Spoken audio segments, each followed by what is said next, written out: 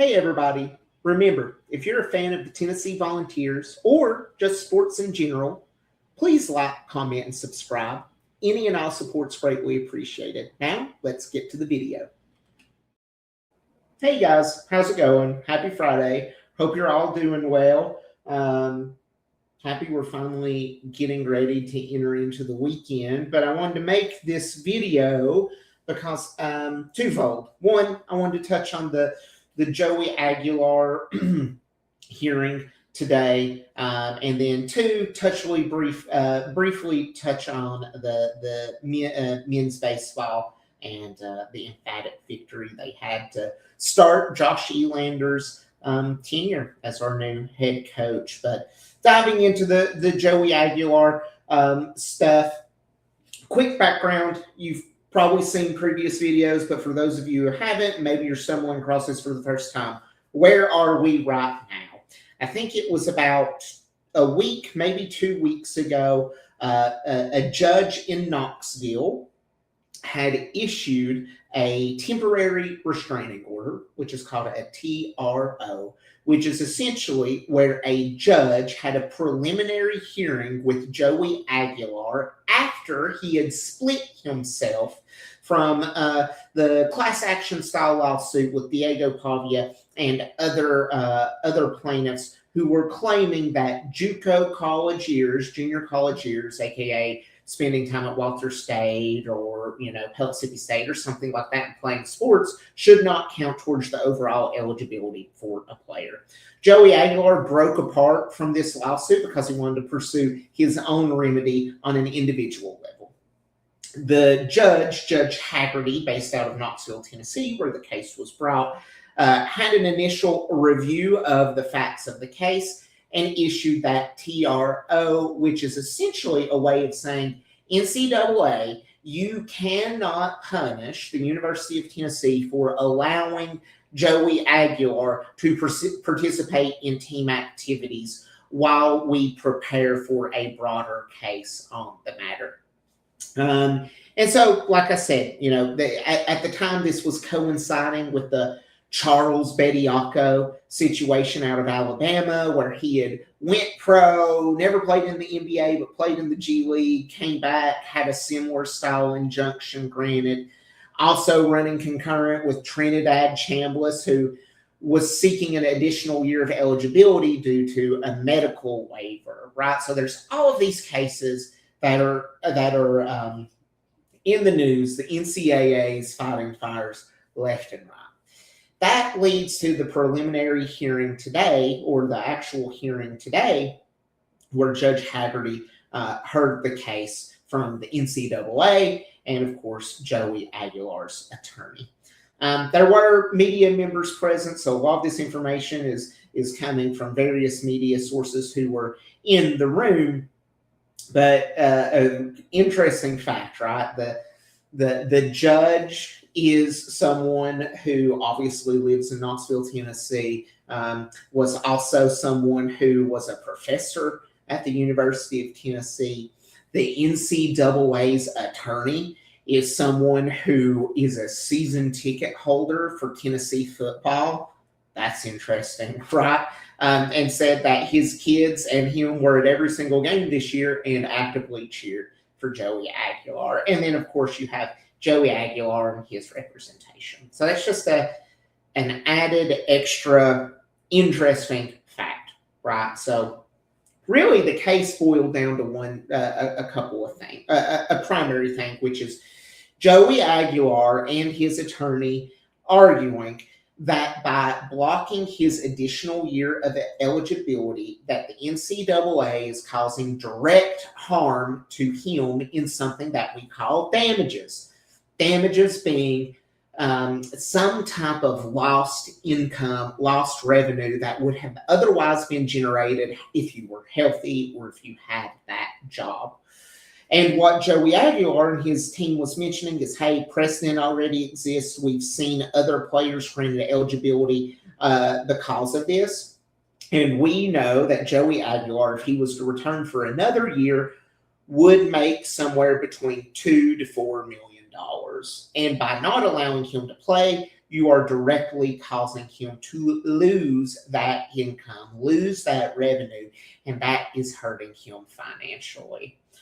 The NCAA argued that, okay, that may be the case, but you've exhausted your eligibility. What is to prevent a player from doing essentially endless requests of extensions purely for the revenue, purely because they know they can continue to make money in college rather than going to the NFL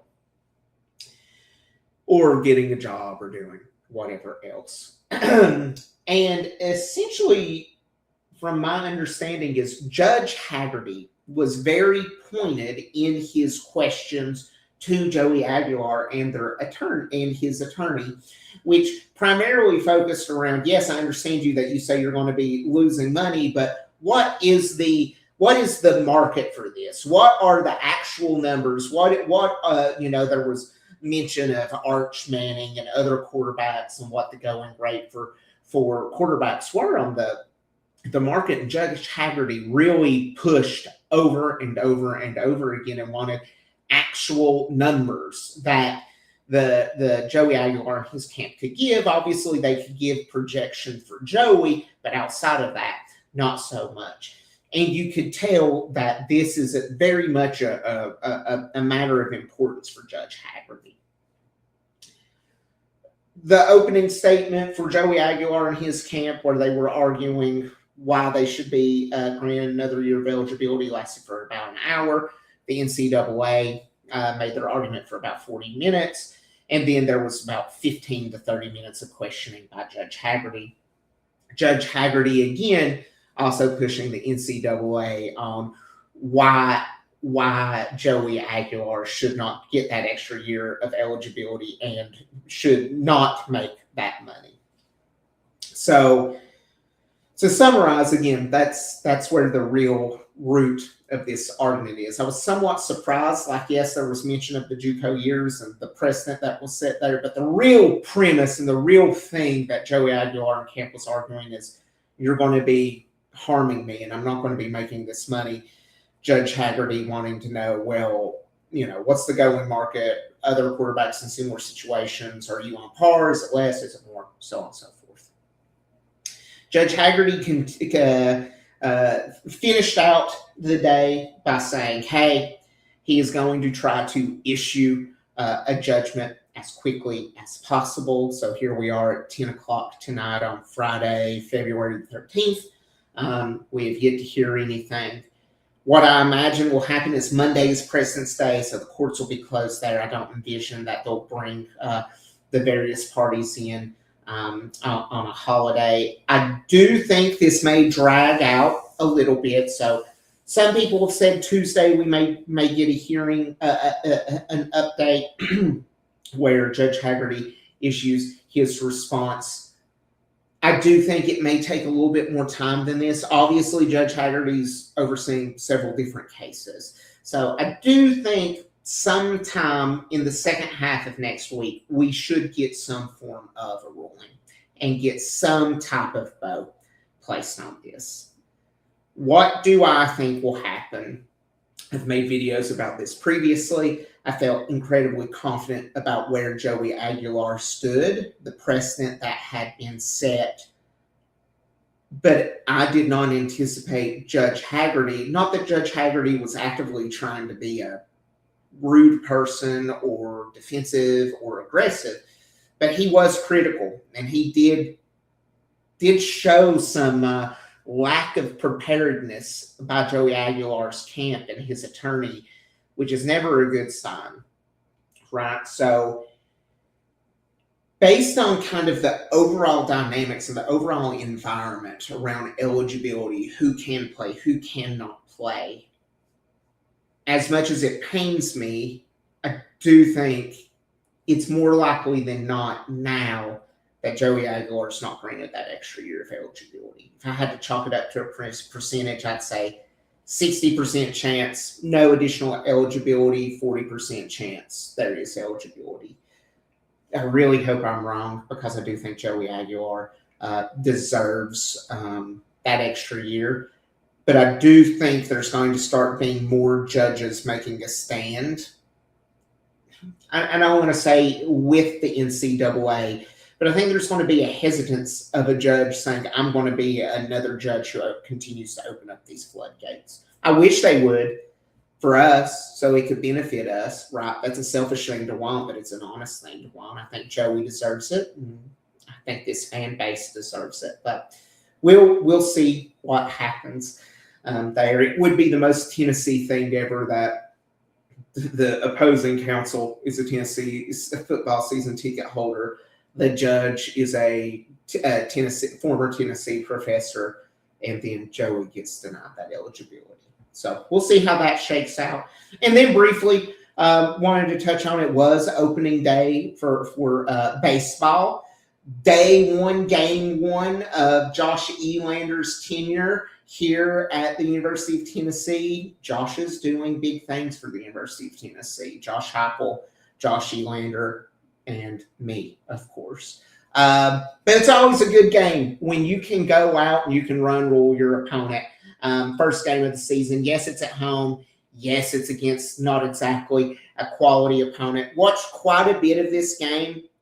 And man, let me tell you, Tegan Coons was throwing absolute gas. The guy was not unhittable. Our bats were massive. Having Henry Ford lead off, he got a home run. The dude looked every bit of the hype that was discussed around him in the lead up to the season. And then also Reese Chapman here, 2 hits, 2 RBIs, just a clutch contact hitter. So seeing that pitching was awesome. Seeing the bats coming to life was awesome. I'm going to try to get out to a game maybe Sunday, maybe our next home series. I'll have to see. But the renovations of Lindsey Nelson look amazing. Seeing us slowly increasing that capacity there at the field is awesome. You know, I'm not exactly like I'm not going to say a huge baseball guy, but it's certainly something I follow, especially since Tony Vitello. I think a lot of us got bought in with Tony Vitello, but we will be dropping baseball content throughout the year. It may not be game-by-game analysis. We'll see. We'll see how that shakes out. It could be something that I do. But definitely, you know, it's a great start to his tenure. It's a great start for the bats, and it's an absolutely great start for our pitchers. So in closing here, you know, a lot going on in the world of Tennessee. We had the Joey Aguilar hearing today. We had Tennessee whooping up on Nichols today in baseball. We've got Tennessee hosting LSU tomorrow night. It's a blackout game. I'll be there, so I'm super excited about that. More baseball. And then probably sometime next week, some type of conclusion about Joey Aguilar. Fingers crossed that it goes our way and Joey's way. You know, selfishly as a fan, I want to see Joey Aguilar because I know it'll help us win. But also, I think Joey Aguilar deserves this. I think he's a good man. I think he's a good ball player. And hopefully he gets that additional year and that additional cash. But let me know what you think down in the comments. Hope everybody has a good evening, and I hope you have a good Valentine's Day tomorrow. Thanks again for stopping in today. And remember, if you like this content, I can't ask enough. Please like, comment, and subscribe. Any and all support's greatly appreciated. And as always, go Vols!